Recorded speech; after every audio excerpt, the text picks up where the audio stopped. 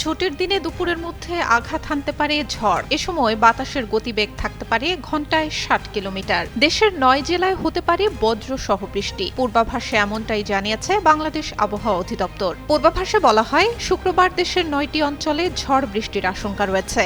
ময়মনসিংহ, খুলনা, বরিশাল, পটুয়াখালী, নোয়াখালী, কুমিল্লা, চট্টগ্রাম, কক্সবাজার এবং সিলেট অঞ্চলের উপর দিয়ে দক্ষিণ পূর্ব দিক থেকে ঘন্টায় ৪৫ থেকে ৬০ কিলোমিটার বেগে অস্থায়ীভাবে দমকা বা ঝোড়ো হাওয়া বয়ে যেতে পারে। সেই সঙ্গে হতে পারে বৃষ্টি অথবা বজ্রসহ বৃষ্টি। এমন পরিস্থিতিতে দুর্ঘটনা এড়াতে সংশ্লিষ্ট অঞ্চলের নদীবন্দরগুলোকে ১ নম্বর সতর্ক সংকেত দেখাতে বলা হয়েছে। সেই সঙ্গে ছুটির দিনে নদীপথে যাতায়াতে সবাইকে সতর্ক থাকার পরামর্শ দিয়েছে আবহাওয়া অধিদপ্তর।